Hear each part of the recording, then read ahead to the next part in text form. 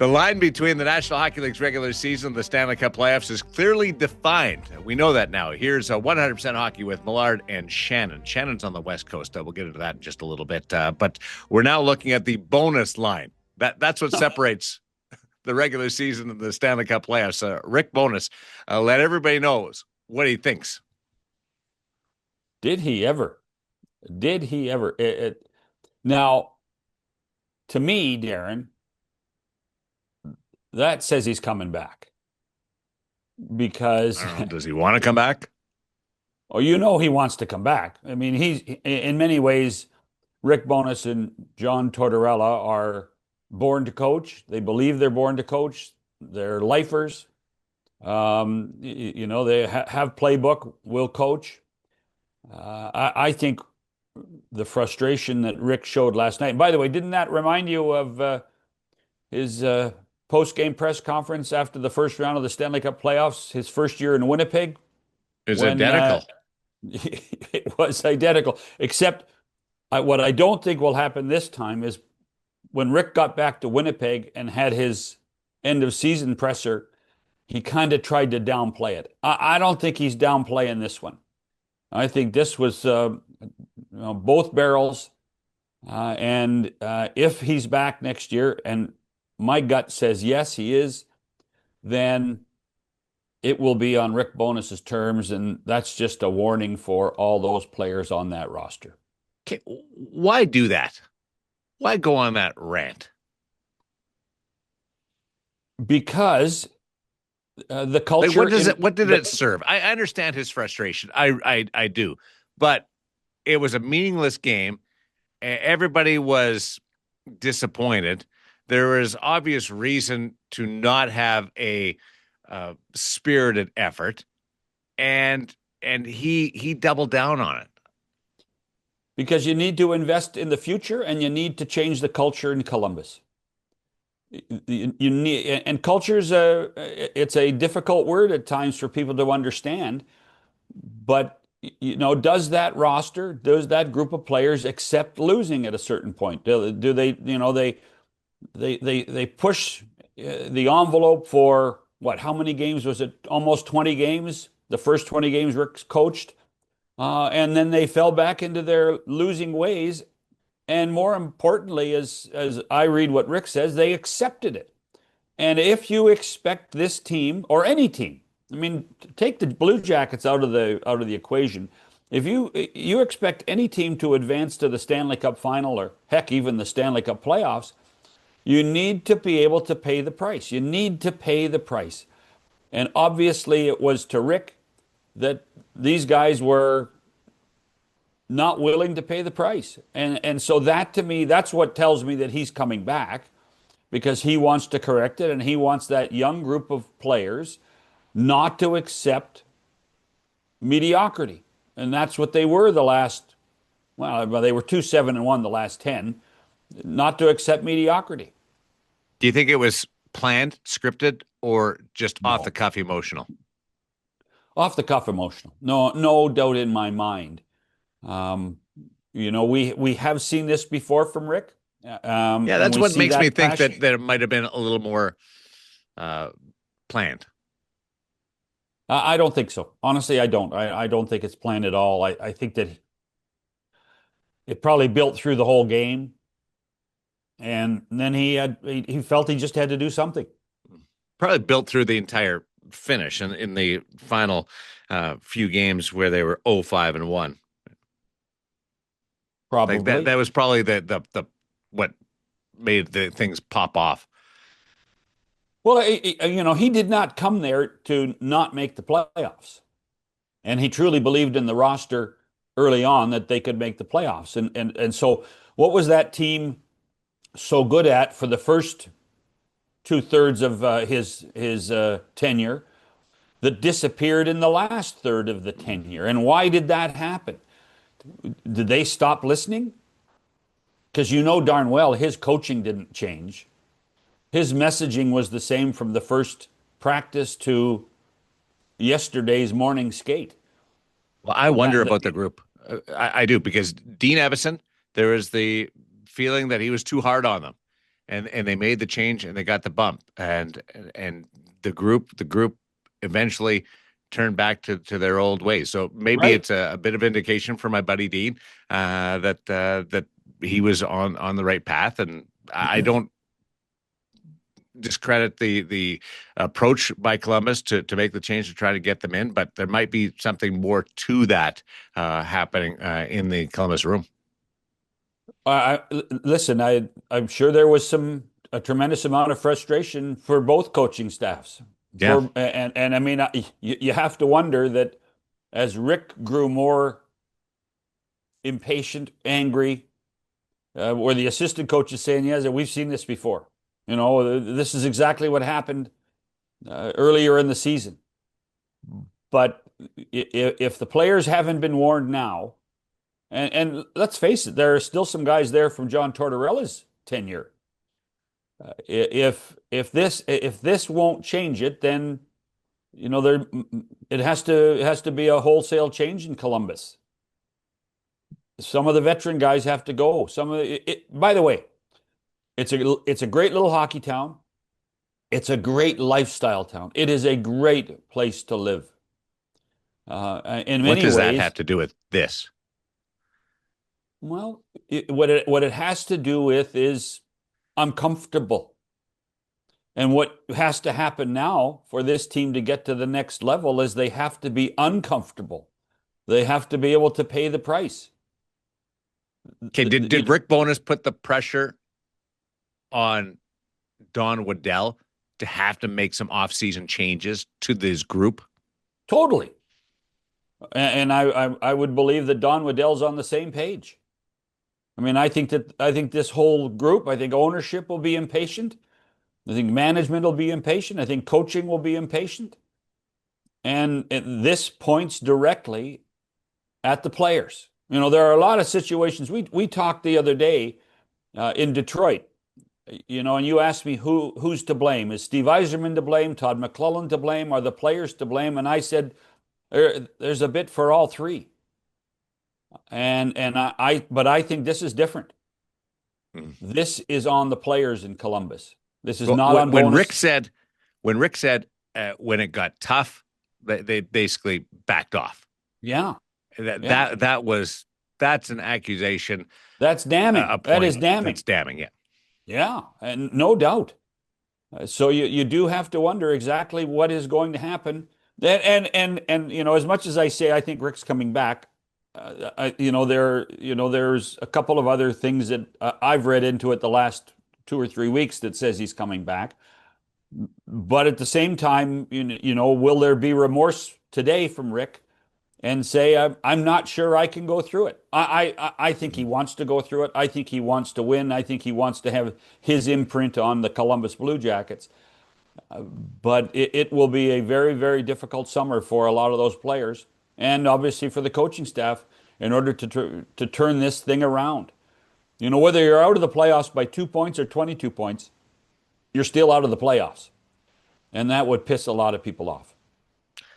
Much different feeling around there than a year ago when they just missed out, all the optimism. And this was a very different result, despite being in virtually the same place.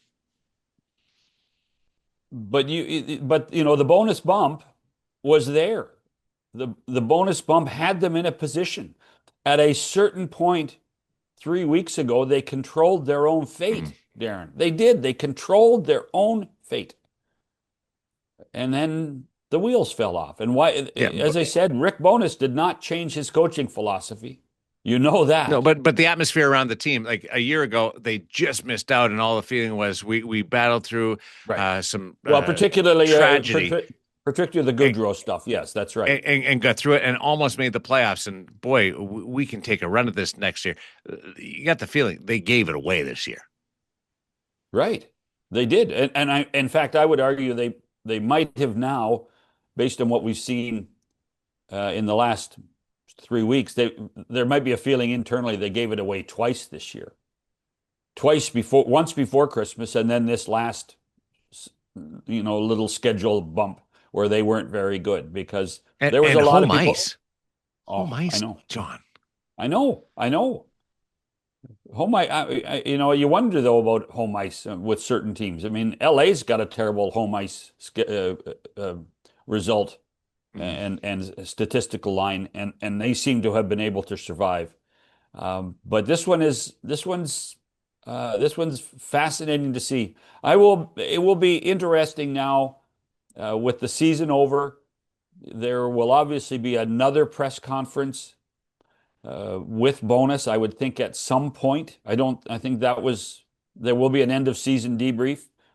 Don Waddell will speak, and you'll have to wonder where they are from this point. But to me, this reeks of what we saw in Winnipeg in year one, and trying to change the culture in Winnipeg that, for all intents and purposes, although they didn't make the playoffs, or win the Stanley Cup in Winnipeg, they did change the culture in Winnipeg and put it in a pretty good position.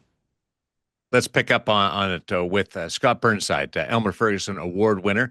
He will join us on 100% Hockey. We'll also get into some of the playoff matchups, and there's some year-end races individually to keep track of. It's 100% Hockey with Millard and Shannon.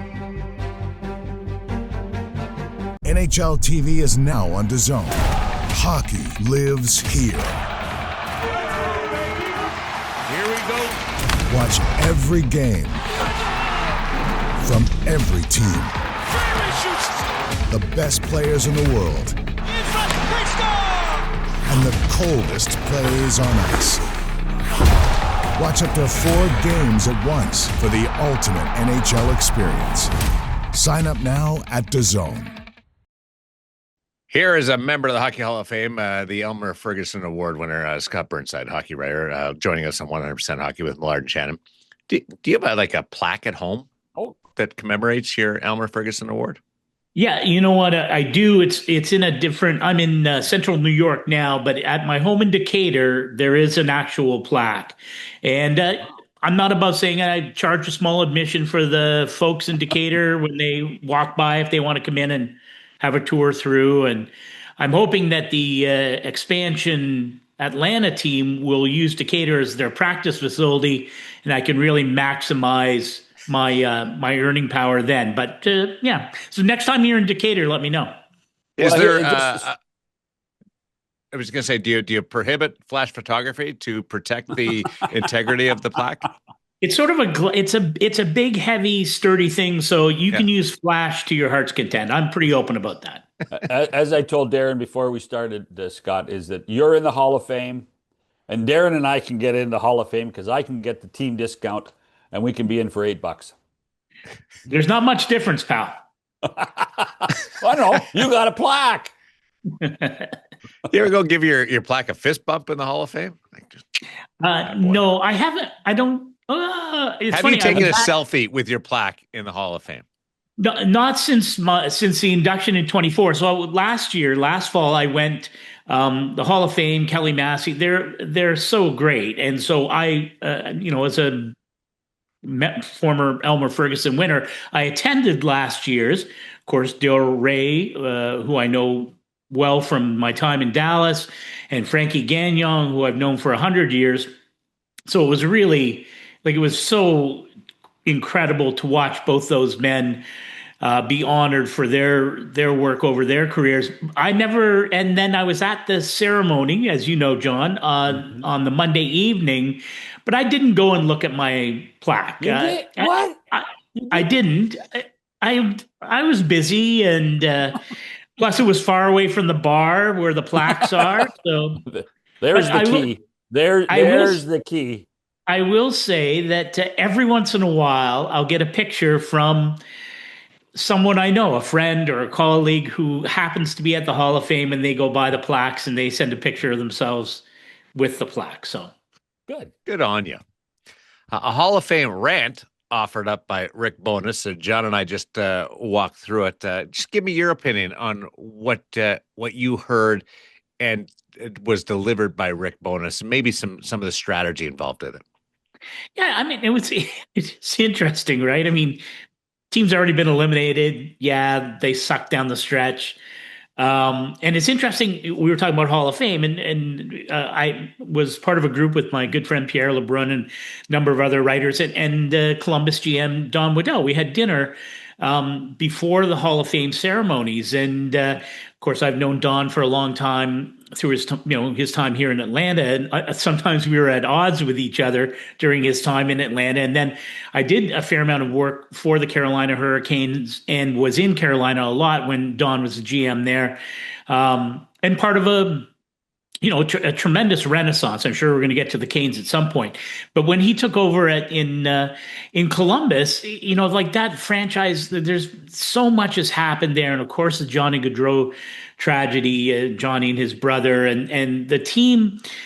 I always love going to Columbus. I think it's a great market. I think that there's a place in the NHL for Columbus, but man, it's been a real tough road to travel for that franchise. You think of Jeff Carter years ago, who wanted no part of being in Columbus, and I think there's still a stigma. I don't know, stigma is the right word. I still think there's something about Columbus that they need to prove themselves. And how do you do that? Well, you've got to make the playoffs, and you've got to have some success. And that has always escaped that team, except for their incredible sweeping of Tampa a few years back in the first round. But it's been tough to come by. And so, for me, when I listen to Rick Bowness, to me, that's an easy rant to have. And I don't mean that's not heartfelt. I think it was. I don't know if Rick's coming back. I know that he and Don Waddell made a point of, let's worry about what's in front of us. And what turned out to be in front of them was a real disappointment, right? Like, there's no reason that team couldn't have been in the playoffs. And that's no slight to Philadelphia. It's no slight to, both Ottawa and Boston really, surged at the proper time. But there was an opening there for Columbus, and they couldn't go through the door. And it'll be interesting to see what Don Waddell does. I think people, like everyone, loves Rick Bowness. So if he wants to keep coaching that team, he can keep coaching that team. And I think that's a good shot fired across the bow if he is coming back to say, we can't be like this when it matters. And, we'll see how it turns out. But I won't be surprised when he comes back. And I'd have no problem with him making the comments that he did. What did you guys think? I missed your conversation, of course. But are you okay with it? I'm going to play devil's advocate. And John, you take this. Can Rick Bowness go back in there after why not? What he said? Absolutely. Why not? This was the same thing that happened in Winnipeg, as we talked about, after his first round elimination by Vegas. I think the speech alone is an indicator to me, Scott, that he is coming back. That he's passionate. He's passionate about it. He wants to fix it. Life in Columbus, and you're right, it's a great city, great place to live. Middle America. Players get comfortable.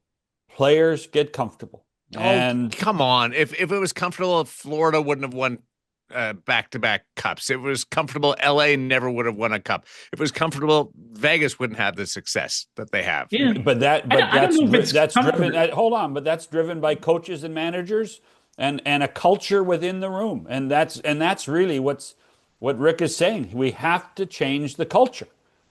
Yeah, I got no problem with that, and listen.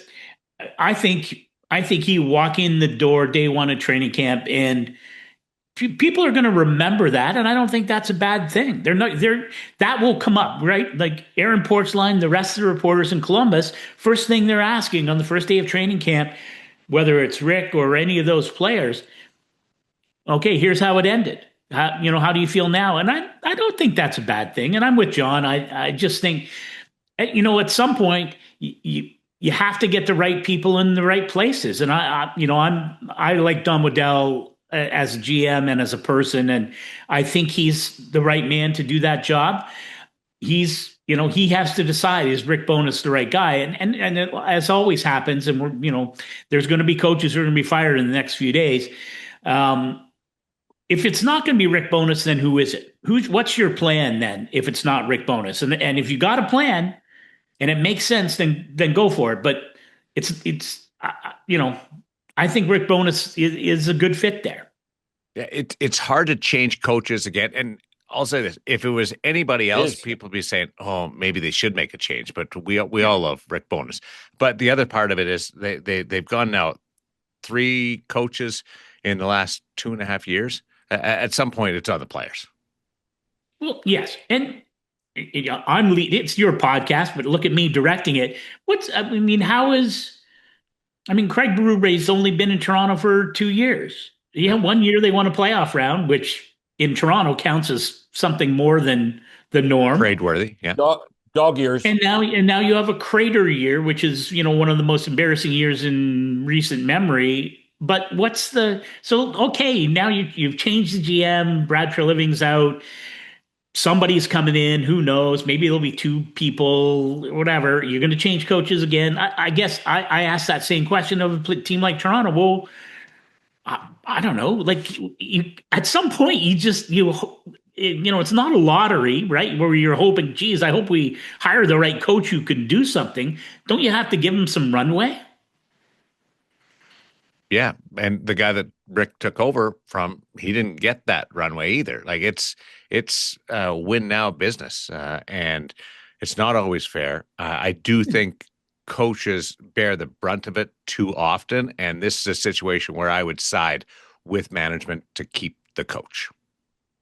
Yeah, well, but I in the end, I think it will be Rick Bowness's decision, not Don Waddell's. Depending on that boat, like where's that boat right now?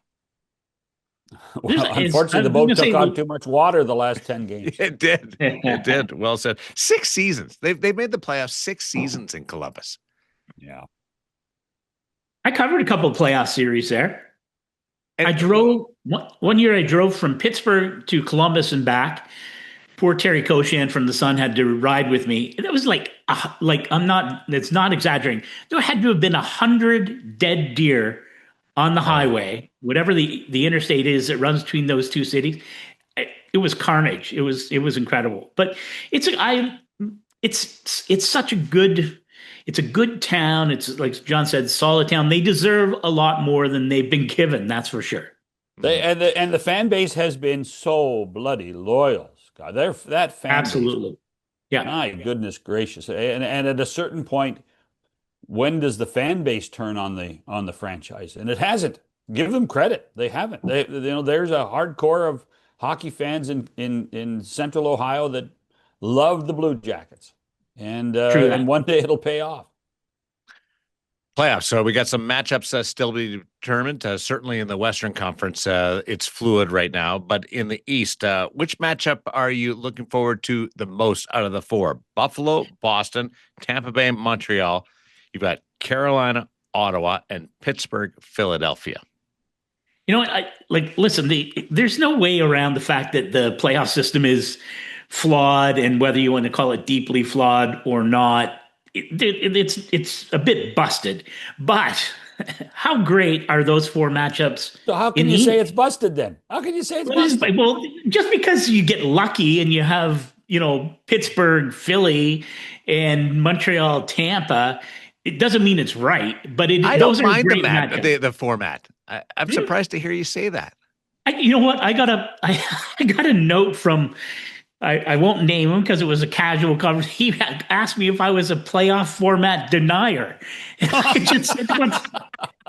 just said, well, and I guess I am. But I just said, it's just wrong when especially in the West, right? Because the West, there's so many junk teams in the West. And now the best 3 teams in the Western Conference are going to bash each other's brains in the first 2 rounds. And some team that is, what's Vegas going to finish up? 15, 16 points behind Minnesota, whatever the number is. I haven't looked recently. It's a lot. They could have home ice advantage for 2 rounds. Mm-hmm. That's junk. Anyway, back to the East.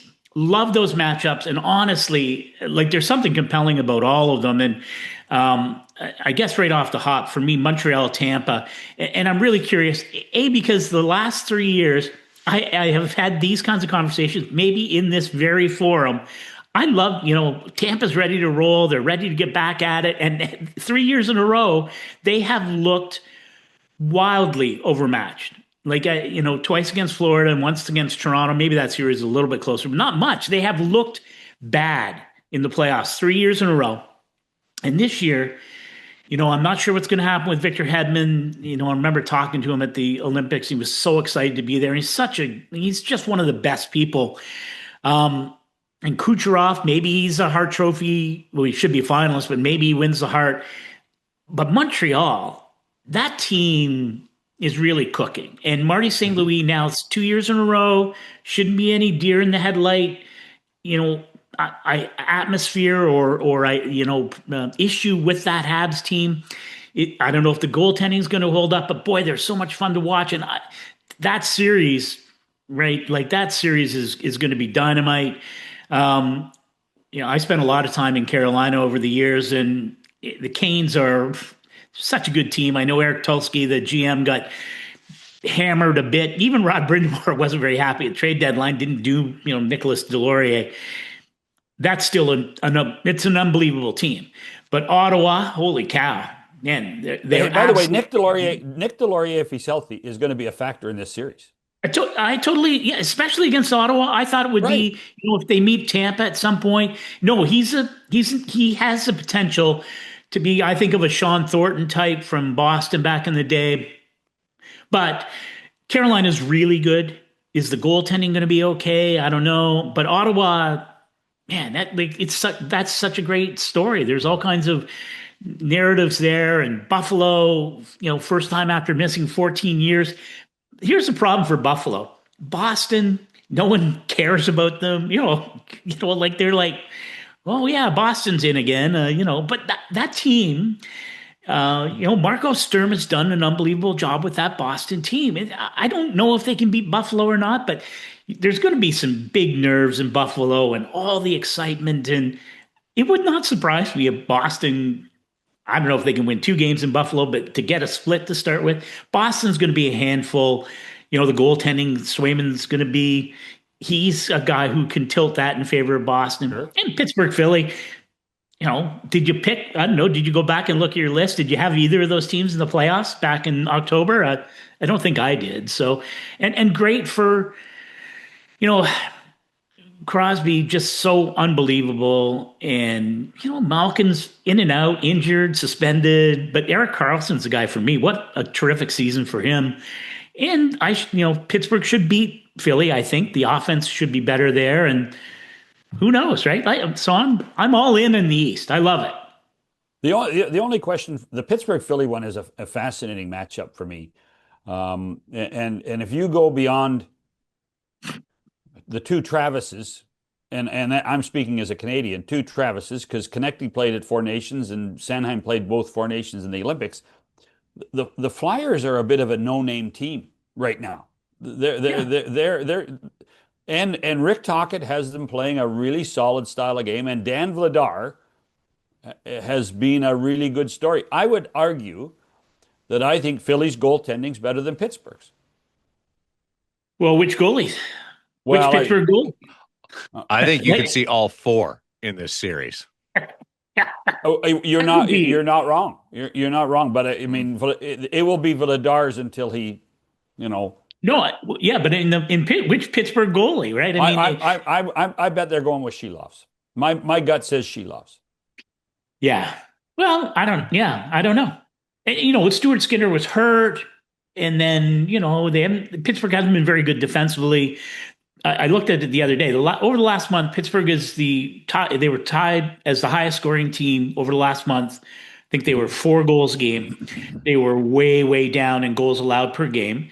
Philly, they're the opposite. They're one of the top teams over the last month in goals allowed per game, cannot score. So we're 2 immovable objects. And so, yeah, the goaltending is going to play a huge role in that, obviously. People, it's easy to, get on Stuart Skinner. Man just is off 2 straight trips to the Stanley Cup final. Yeah, I know there was lots of yin and yang on those trips. The man has been there. Mm-hmm. I don't know.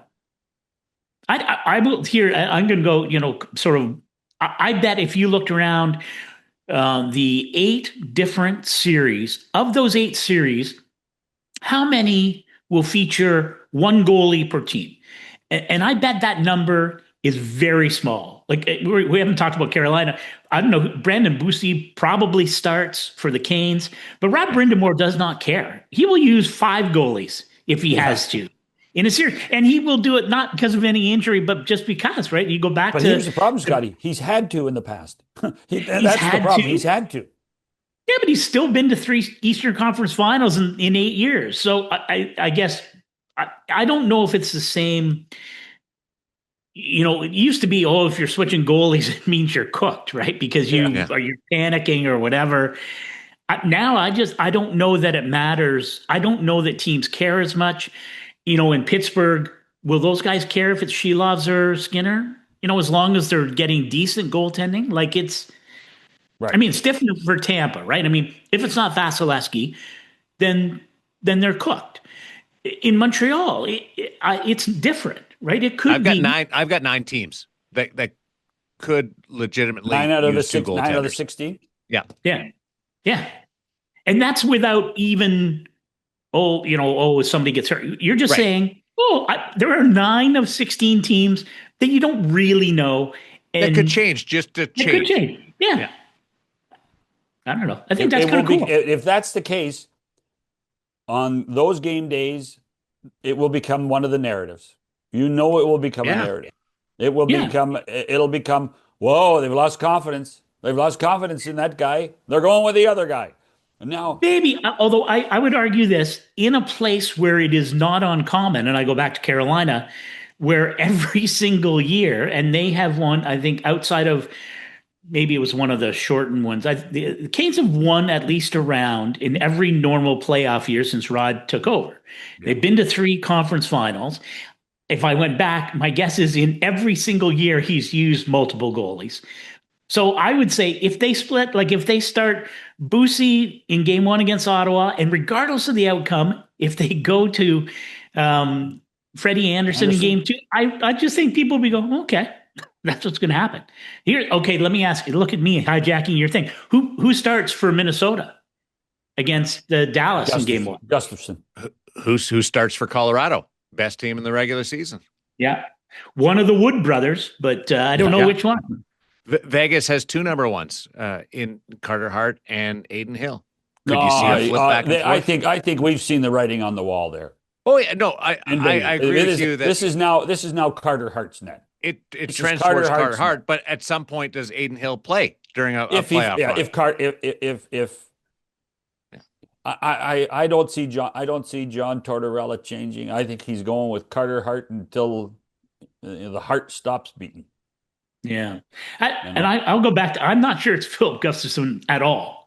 He hasn't been great, and Wallstead.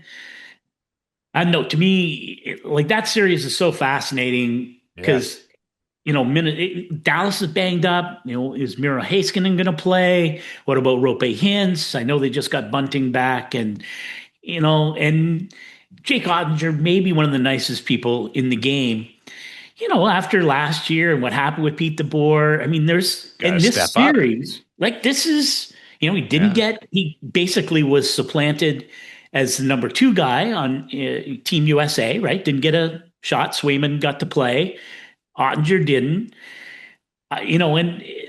There's so much riding on this series. Bill Guerin, right? He brings in Quinn Hughes, and he makes all those moves at the deadline, and and again, go back to the playoff system. They draw the second or third best team in the NHL. Well, anyway, I think it's gonna be great. But the goaltending is so key for Minnesota. And Philip Gustafson is very nice. He's a great, nice human being. I don't know, man. You got to make the right decision there. John Hines is, I don't know. To me, I'd go Wallstead, but John hasn't called me about it. So, how have neither of you guys talked about Edmonton? They got a number 1 goalie. They only have one goalie. Edmonton's playing. No, by the way, it's Connor Ingram. It's Connor Ingram. Yeah.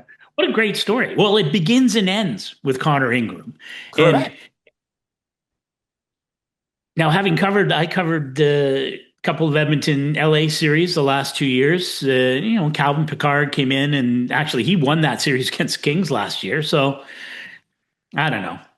But Connor Ingram is such a great story, and the way he's played now, assuming Leon Draisaitl is back skating, I'm if he comes back in it, man, it's shaping up to be a really interesting Pacific Division, especially if you imagine Vegas, Edmonton in the second round. No. Let's take a break. We'll come back with more playoff thoughts with Scott Burnside on 100% Hockey with Millard and Shannon. Shannon, can we get a thumbs up from you for the YouTube viewers? Don't forget.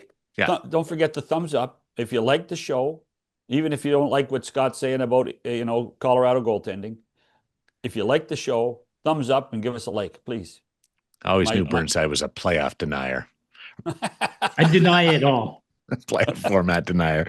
Back with more Red. You know what Scotty wants in the playoffs? 1 versus 32. That's what he wants. He wants everybody in the playoffs. Let's start again. Well, here's the crazy part is, again, I know you remember, John, Daren, maybe you're not of a certain vintage, but remember when it was 116 and I did play 2 out of 3. Hey, 2 out of 3. I know we're supposed to be going to break, but I did a playoff series, really, really convenient. It was less than a 7-game series. It might have been a best of 3, Philadelphia, Vancouver. Yeah. What's wrong with that? Other than the travel, it was fine. Oh, my God. Commercial. Back with more right after this. With the NHL app, you can listen to every NHL game right from your phone. And with home and away broadcast feeds, you choose your way to listen. And he scores! Whether you're at work, at the gym, or stuck in traffic, the NHL app puts you right in the action all season long. Every team, every game, everywhere you go. Download the NHL app and never miss a moment. Just pick up on a thread that you pulled on. Is Carolina the best team nobody talks about entering these Stanley Cup playoffs, Scotty? I mean, I think so. And the East nobody wants to give them any credit. Well, okay. Oh. I've used this before, and I'm going to steal one of my own phrases. Carolina is Susan Lucci. Carolina is Susan Lucci. Who is that? Susan Lucci was the star of daytime television on ABC. I think it was Days of Our Lives. And she was nominated for an Emmy 18 years in a row and never won. Okay. You know what? The Carolina Hurricanes are Susan Lucci. Because yeah, I will. Yeah, I say. I can't believe you didn't know who Susan Lucci was.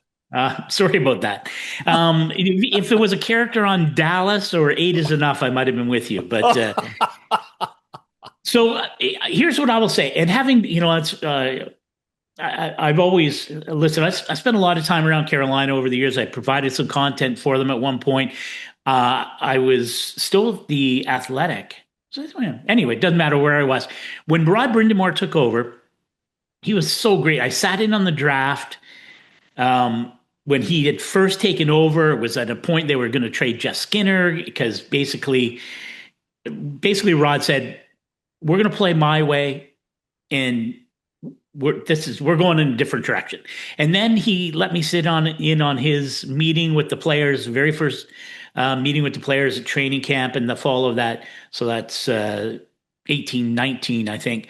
And he just said, you know what we've been really good at here in Carolina? That's taking the spring off. He says, we're not taking the spring off anymore. And he's right? Like he's built something really special there. And, maybe he's changed his mind since, but I don't think he wants to coach anywhere else. This is home for him.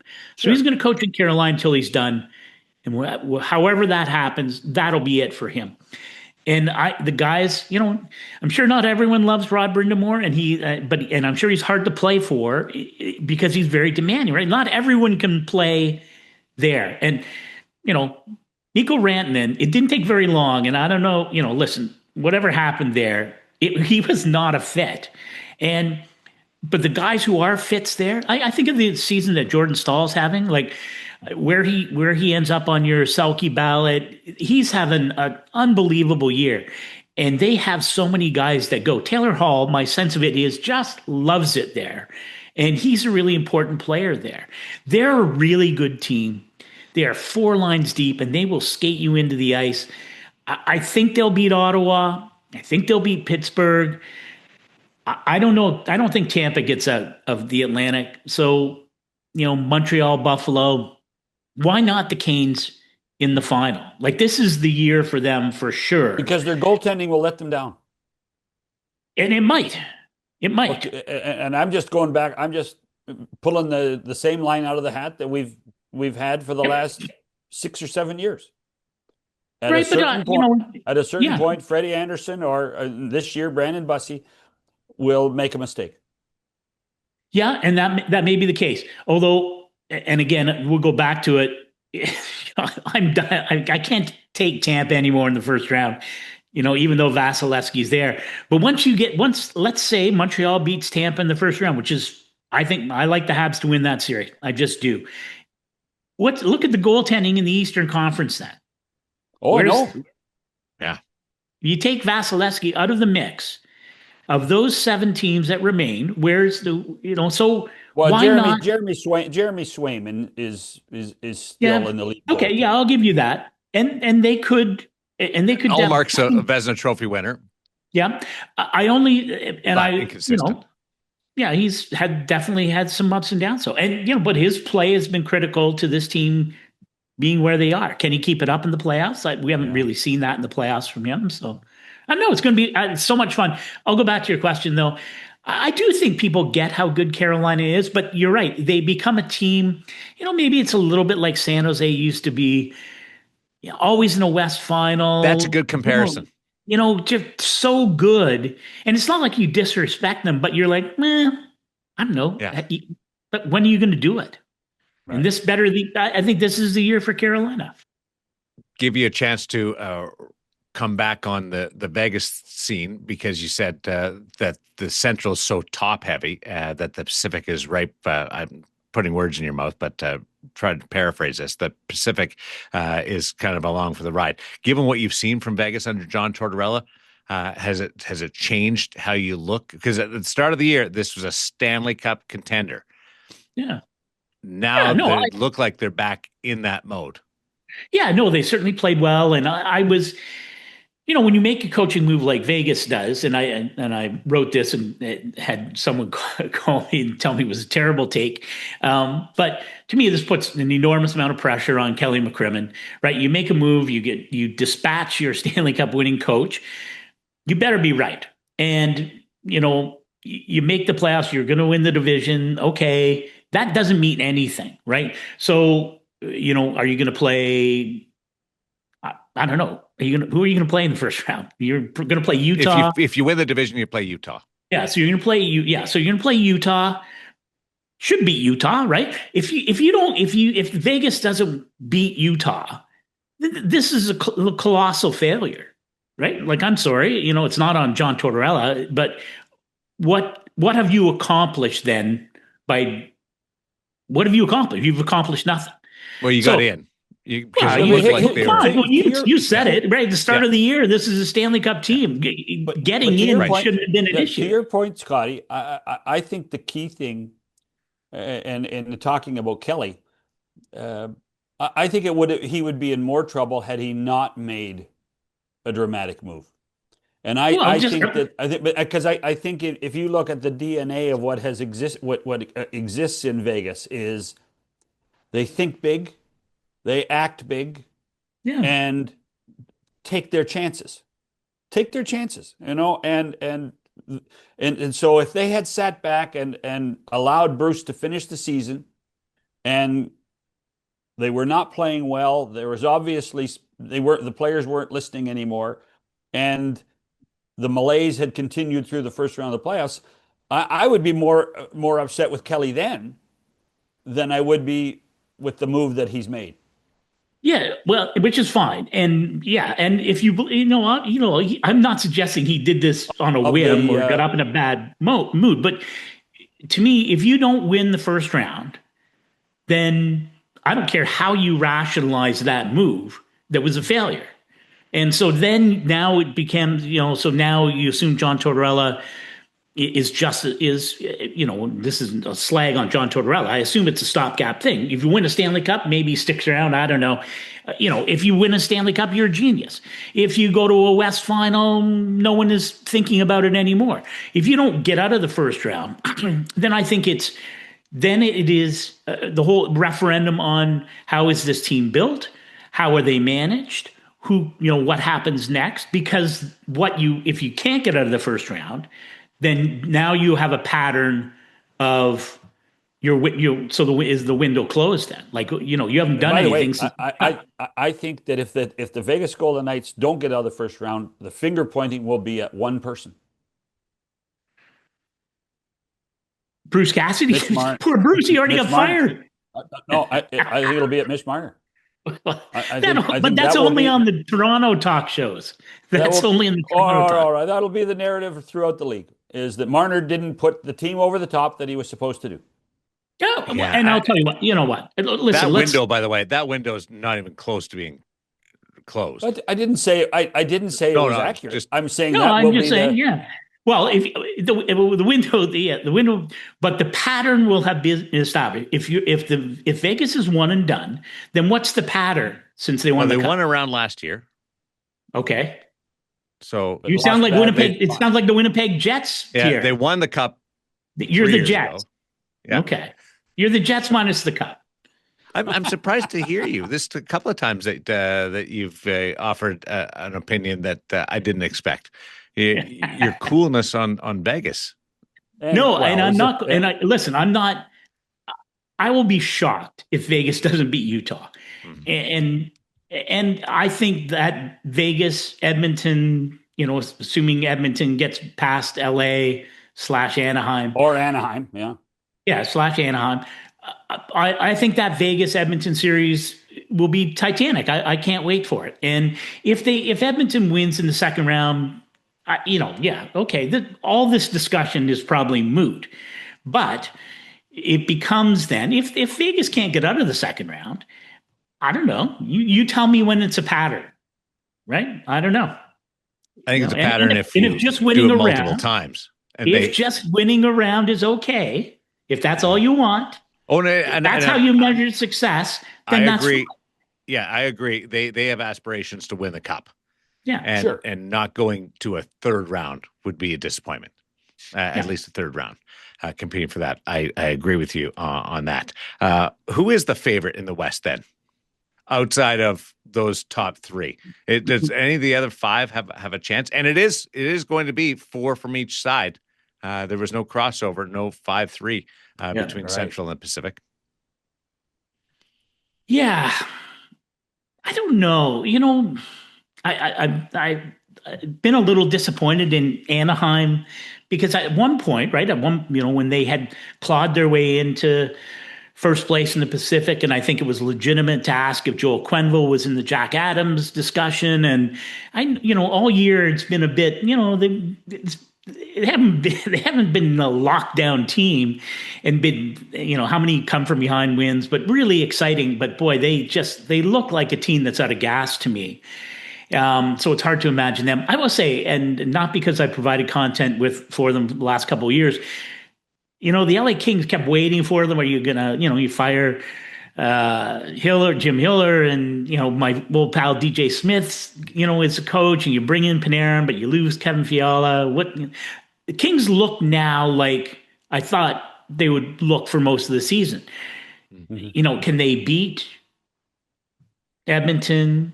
Can they beat? So they would play Colorado, right? I don't know. I don't know. Darcy Kuemper's, he has the ability to be a difference maker in the series. I don't even think he's going to start the series. You don't think so? Nope. I don't think so. I'll tell you what. Anton Forsberg, this 5-game winning streak has all been on the back of Anton Forsberg. Yeah. I think there's a real Darcy Kuemper. It's funny. I was talking to some people with the Kings yesterday. Kuemper got hurt just before the Olympics. Yep. Really didn't do very much during the Olympics. Didn't even practice very much. Came back, played 2 games, and was not anywhere near what Kemper was supposed to be, and Yep. that kind of reflected where the Kings were at the time. Yep. Did cost Jim Hiller his job, though. I do think that Kenny needed to make the change. Yeah. And then Forsberg has been the guy that has dragged this team through. I think that when the playoffs start, I would not be surprised to see Anton Forsberg again. One of those teams that you're going to see both goalies play, right? Yeah. Yeah, I don't know. Well, to go back to your question, Daren, I just don't see how. I don't know. To me, Vegas, Edmonton, Colorado, mini Dallas.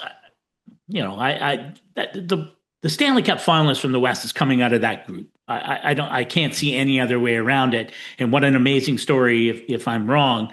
I think the question is, can the team that comes out of the Central, which in theory, based on the standings, should be a favorite or favored, what's the toll of whichever three teams winning those 2 rounds to get to a West final? What's that toll? And, is it easier for Vegas or Edmonton, who maybe has an easier time in winning? It makes so much of a difference. You win a first round, but both Vegas and Edmonton, let's say you can win a round in 5, maximum 6. Those extra days are so critical. Whereas, mini Dallas would, 7 games, would anyone be surprised? Then the winner plays Colorado. Maybe it's another 7 games. Listen, I know teams win Stanley Cups going 7-7-7, but that's hard. It's hard to do. Yeah. And I'll tell you what, you're selling Connor Utah McDavid. short. You're telling Utah short. No, and I know I'm not saying it's going to be a walkover, but that's another team. To me, they're a little bit like Buffalo, a little bit maybe like Ottawa and Montreal a year ago. Yeah. What are the expectations? What's that life like? Like who go down that roster? And I know Bill Armstrong's done a nice job. There's an interesting mix of players in there, but still, for the difference makers on that team, this is going to be pretty brand new to them. And I don't know. Good for them for being there. So, How do you describe Connor McDavid's season? How would you sum that up? Is he MVP? Yeah, that's a great question. And I look at, to me, it's when I think of Hart Trophy winners.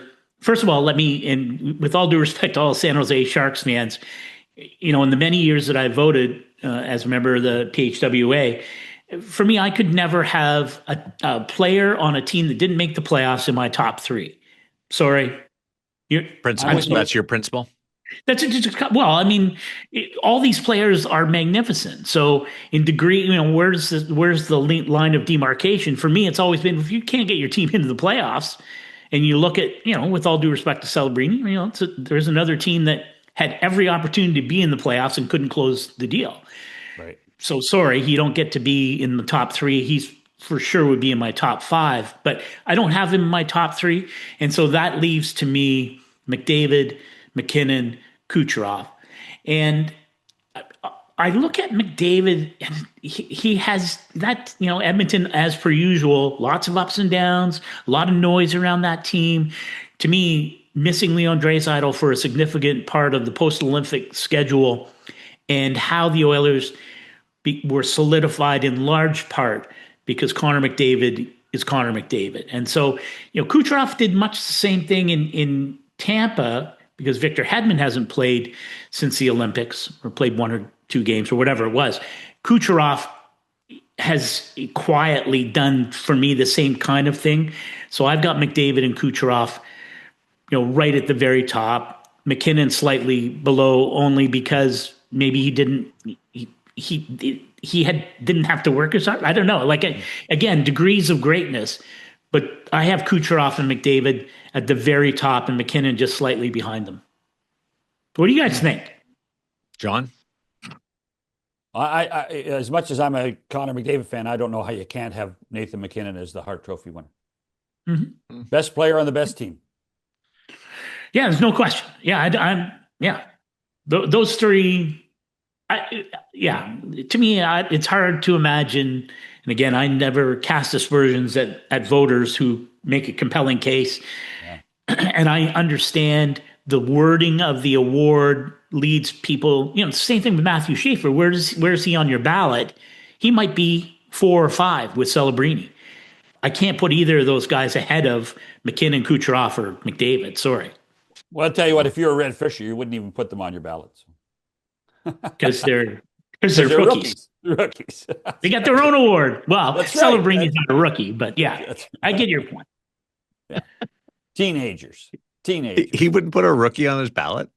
No, he wouldn't even talk. I know he didn't talk. You said he didn't talk to rookies. He's not a chance. The only ballot he'd put them on is for the Calder Trophy. Yeah. That's impressive. Hey, by the way, before we let you go, it's 2 names. Ovechkin, Kopitar. You followed both of them a lot? 20 years now for both of them. I went bowling with Ovi one night in Washington. That was just imagine Fred Flintstone. That was exactly. He throws the ball with his left hand. Balls and pins were everywhere. It was a magical night.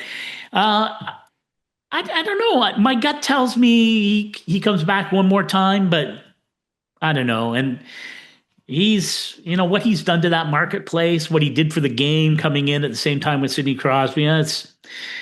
There'll never be another one like him. And, it will be, the game's worse off. The game's a lesser place if Alex Ovechkin's not playing. Andrei Kopitar, and again, because I spent some time around the Kings the last 2 years and covered I covered all the Stanley Cup runs and conference final runs. He and Drew Doughty, I know, they're like twin faces of that franchise, and one on one side of the coin, one on the other. But you couldn't have asked for a better ambassador for the game, a spokesman for the team, someone who galvanized love for hockey in not just in LA and SoCal, but in the entire state of California. There's just he is such a unique person and such a good leader. Like, can't put him in the Hall of Fame fast enough in my mind. I'm with you. Well, we should probably just give a nod to Jonathan Quick too, because they're joined at the hip too, and they could go. They won 2 Stanley Cups together. They could and should go in the Hall of Fame together on the first ballot. Yeah, it's weird, right? With Hall of Fame's kind of, goalies are always a little bit of a mystery when it comes to the Hall of Fame. Jonathan, come on, Jonathan Quick, come on. Oh my God, no, first ballot. Don't even think about it. Put them in together. What a night it would be. Yeah, no, and Jonathan Quick, and what a really, things were tough in New York, right? Boy, he played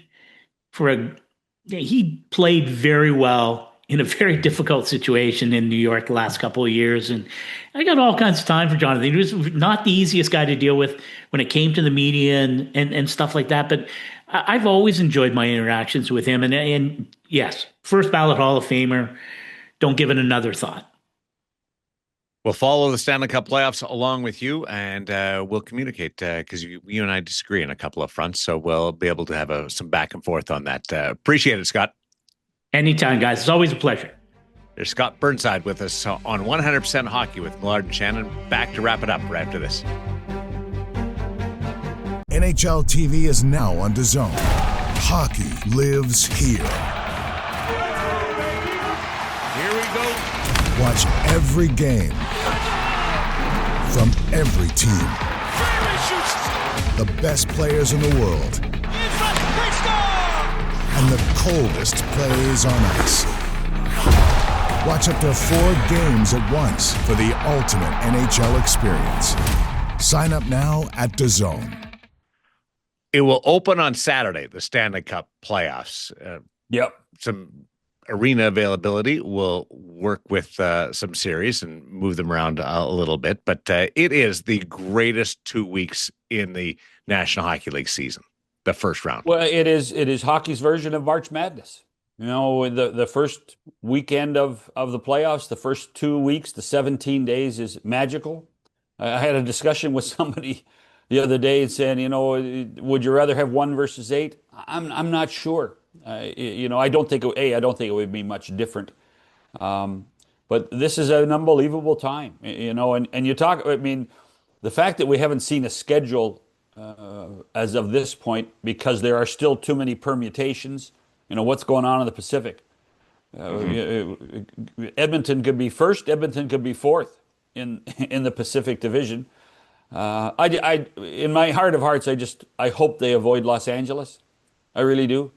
I'm tired of seeing Edmonton, Los Angeles. I think a lot of people are. So that would be one. Hold on. You just said you're tired of it, so you assume everybody else is tired of it. That's the John Shannon I know. I just want to acknowledge that's the John Shannon I'm familiar with. I'm tired of it. I must admit. Although I must be. I'm impressed with what LA's done. I'm impressed with what LA's done the last 5 to 6 games. So that to me is that's a fascinating thing. What's happening in the Pacific. I'm really looking forward to Dallas, Minnesota. Dallas, Minnesota is the only thing we know is starting Saturday right now. It's the only thing we know as of recording. We know Dallas is playing Minnesota, and that is going to be one whale of a series. Dallas has to hope that a couple of guys, Hintz and Heiskanen, are healthy enough to play, but it will be the North Stars versus Minnesota. And I must admit, after a couple of years in Minnesota, I do have a soft spot for that matchup. Well, you lived in Minnesota, right? Yeah, worked for the North Stars. Well, not everybody knows that. No, that's why you say it like it's on everybody's front page. But I like to let everybody know your history a little bit. I'm glad you did that. And all I know, I see at my house, it's not. You didn't last with Minnesota. It's my wife reminding me, and we could have lived in Dallas. Had you stayed, we could have lived in Dallas. Oh, I never thought of that. Thanks for reminding me again. You would have been cranky with the Dallas traffic. Are you kidding me? Dallas is a piece of cake compared to Toronto these days. Yeah, you're right about that. I mean, it's easier for me from my house to drive to Buffalo to see Sabre games. And that's not going to be a bad option for you. Oh, Boston Buffalo is going to be a hell of a series. Let's have some fun with that. We'll be back to continue the conversation on 100% Hockey with Millard and Shannon. We'll talk to you next time.